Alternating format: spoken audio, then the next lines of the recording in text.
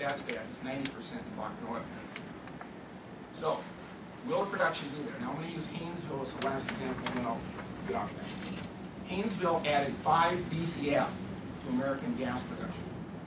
That essentially accounted for the entire movement that he showed in that graph that took us to 14 BCF. The Haynesville is the most productive dry gas field in the United States. There were 100 rigs operating in the Haynesville in 2008-9.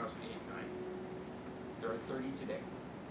Every major player there is now 0 CapEx in Haynesville. What's that tell you about their pricing model for natural gas? So when you look at Chesapeake, for example, their public statements in their investor presentations, $7. At $7, we're cutting CapEx. So if you're thinking gas is going to be $2 or $4, you're dreaming. So bring that into perspective when you're doing your planning. But it's still going to be very, very price competitive against diesel. So, cold water, hot water. I do want to follow up real quickly and just say I agree with Jim. My utility members love this $2 gas, and you as residential consumers love this $2 gas, right? But that's not a healthy price point for natural gas to be at. And what it results in is the laying down of production that Jim referenced. They're going to go after they're going to use those drilling rigs to find a resource that will net them back better than a loss on that investment. And we're seeing those laydowns occur in production. Actually, what's happening is you're finding investment, CapEx, capital expenditure investment, let's call it, putting drilling rigs, drilling holes.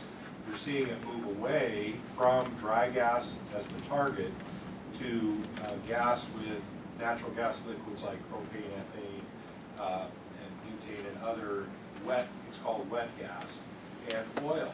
Now, what has been a bit of a surprise is that as this divestiture in dry natural gas production has occurred and moved toward wet gas and associated gas associated with oil production, there's still a lot of natural gas coming to the market, even in that context, even as they're producing these other resources or targeting these other resources.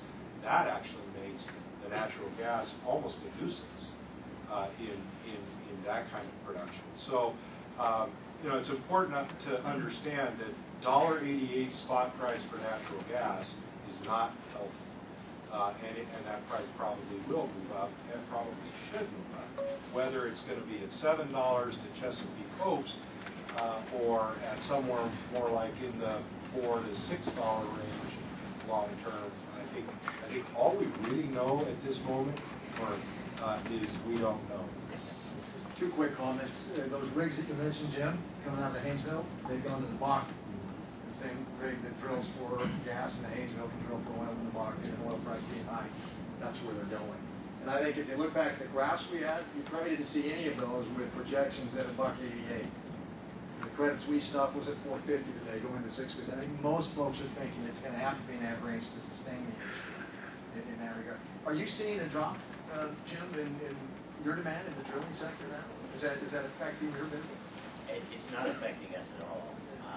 We do see an overall rig drop in all the same areas, but when we start looking at gearing up for the next push, which we see is somewhere between 2 and 3 years out there, if we just even take the northeast corner of British Columbia, we're looking at well over 50,000 wells going into that sector alone. And but when we also take a look at the kind of plays around the world, for us, we're about a 2 to 3x growing company, and there's no way we can even stay up, even with a slow market. It's sort of nice. I'll make comments. Please. Both of these are really good examples of companies who are going to do extremely well in the years ahead. But that doesn't mean that you're going to have cheap energy.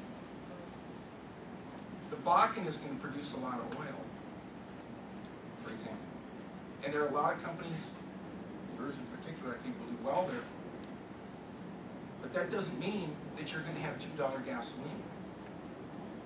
Okay? You've got, so the opportunities are awesome, they're spectacular. But you've gotta really step back and say, are these promises of cheap? See, that's my point. I said it, sir. Get your head around the cost. What's your price point that you're assuming?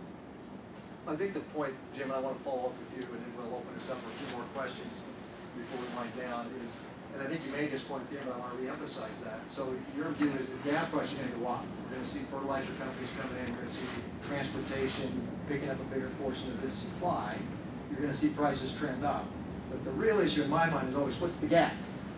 What's the price gap between the oil-based commodity, diesel primarily, and gas? Do you see that closing a lot? Yes. So you don't see the gas? The gap will remain this incredible, the one you showed there. The gas will probably continue to maintain an advantage. And that's why I'm saying the price that your assumption is so critical to that. Because that determines the floor. But I think the key is that oil number up the top, the diesel number, which is your biggest competitor. That's going to stay high. There's a lot of offshore reasons why that's true. Ladies and gentlemen, we agreed we had shut this off at 9, and I know some of you may have to get to work that actually have jobs. Sorry. But I know the panelists are willing to stay and take some more questions, so please feel free if you'd like to stay and ask some more. And you had a question? Oh, it's too long a question. I'll pose the topic and maybe talk about. I think a lot of the folks associated with the Clean Tech Alliance have got into businesses also that have an environmental motivation, and so I'm just interested to kind of hear what you think the opportunities are to really address some of the concerns around water associated with fracking and the industry, and are we going to get to what's the right regulatory frame so we actually do address those issues? In other words, how does this cheap natural gas fit into some strategy around reducing carbon emissions? So what are the pluses and minuses on that? So that may be a topic of our energy summit this fall, so I think it's too long of a conversation.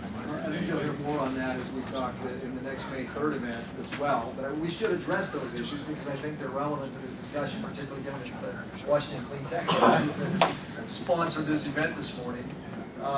So I'm going to ask you to give these guys a round of applause. But